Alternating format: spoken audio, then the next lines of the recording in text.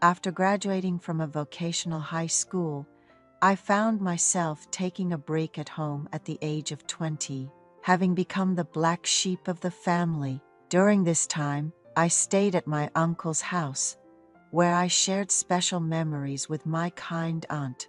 Ever since I was young, I had a passion for food. I could tell the difference in the taste of garlic that my mom bought from different regions, which she marveled at my discerning palate. Starting from my upper elementary school years, I began cooking simple dishes like ramen, fried eggs, pancakes, curry, and quesadillas. Though this left the kitchen quite messy, my family loved my cooking. I had little interest in academia, and after discussing it with my parents, decided to enroll in a vocational high school. There, I learned to cook various cuisines and even obtained certifications in Western, Chinese, Japanese cooking and baking. My parents were thrilled with each certification I earned and even gifted me an expensive knife for my birthday. They hoped I would work hard to get into a culinary college and study abroad if possible. However, the threshold for college was too high for me. After graduating high school, I worked as a baker in a bakery, starting my day at 7 a.m. to open the shop and bake bread. But that job didn't last long. It was too physically demanding, even though it didn't involve customer service. Believing I could always find employment with my certifications, I decided to take a break at home for a while. My mother has a younger brother, my uncle, who got married 2 years ago and is enjoying his newlywed life. He runs a food supplier in the countryside. After hearing about my situation, he suggested I come stay with him to help out at his supplier, which was doing so well he needed to hire an additional employee, but had difficulty finding one. The local youth had moved to the cities for work, making it hard to find young workers. He offered to pay me 1.5 times the hourly wage if I came down to help, which wasn't related to cooking, but the higher salary was tempting enough to make me pack my bags without hesitation. I met my aunt when I was in my second year of high school and was surprised by my uncle's standards. He had always been picky, to the point of registering with a matchmaking service after failing to find someone suitable through personal connections. However, he met my aunt through that service, who was exactly his type, taller than average, slim, with fair skin and distinctive features. My mom mentioned that it seemed like my aunt hadn't had any cosmetic surgery, noting it was almost a miracle such a natural beauty married my uncle. My aunt runs a successful art academy near an elementary school. She genuinely loves children and is excellent at consulting with parents, making her art academy the most popular in the neighborhood.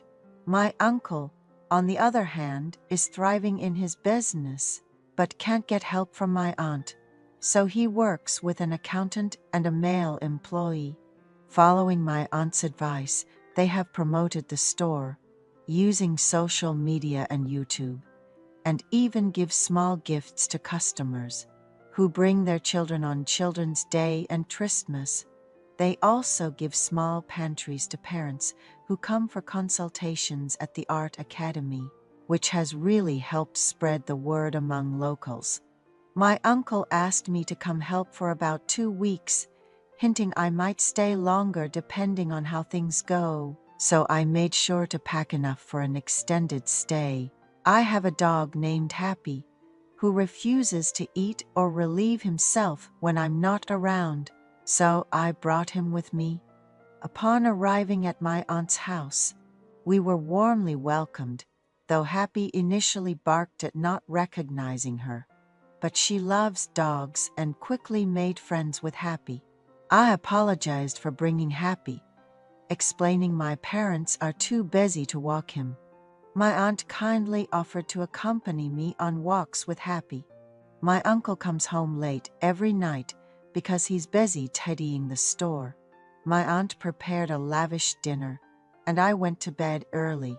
The next day, I began to learn the work at my uncle's grocery store, stocking items and occasionally helping customers or managing the cash register. One day, while dining out with my uncle, the restaurant owner joked, asking who the handsome young man with him was. My uncle proudly explained that I was his nephew, working in his store from today, which seemed to make him very happy.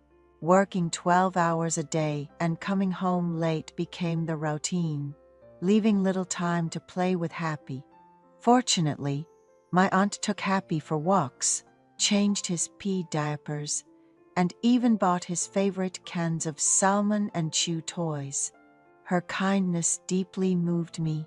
During one of our talks, she mentioned how much she loves children and wishes to have her own soon, but feels lonely because my uncle is always very busy. Business had been going well, leaving me in high spirits but admittedly a bit worn out. So on Monday afternoon, I headed home to unwind. After taking Happy for a long overdue walk, I returned to find my aunt, freshly showered and taken aback by my sudden appearance. She quickly got over the surprise, suggesting we have dinner together. "Let me cook tonight. You should rest," I insisted, nudging her towards the living room. Digging through the fridge, I whipped up a meal, showcasing my seldom-used culinary skills. When I called her to eat, she was visibly impressed by the spread of dishes on the table. After finishing our meal, we decided to catch up with a trendy movie. Turning on the TV, I grabbed some beers and snacks and sat next to her, spending the rest of the evening together. After the date my uncle had promised to return had passed, I felt a deeper desire to stay and help out more with his work. My uncle had to leave the store suddenly because a friend's mother had passed away, saying, "Mr. Lee will handle closing the shop today. You go straight home after work. The funeral home is far, so I might not return until tomorrow morning." That night, I stayed up late with my aunt in her room. The next day, she made us cream of mushroom soup, jokingly saying, "It's good to be young," with a laugh. I received a bonus on top of my salary, and every payday, I made sure to bring small gifts for my aunt and uncle. I also prepared various dishes, wanting to relieve my aunt from kitchen duties, as she was tired, and I wanted to help. My aunt expressed a desire to have a baby in the fall, and on important days, she kept a bit of distance from me. 3 months later, she was ecstatic to announce that a beautiful baby was on the way, and I was thrilled at the prospect of having a cousin. Throughout her pregnancy, my aunt was strong, and even visited my room when my uncle went out late with friends. When she was heavily pregnant, I got a job at a franchise close to our home, and sadly, it was time to say goodbye to my aunt. Now in my 30s, I run my own restaurant, and my younger cousin is attending elementary school. At family gatherings on my mother's side, my aunt and I sometimes exchange knowing glances. I don't think I'll ever forget my beautiful aunt, who was so kind to me when I was an immature 20-something.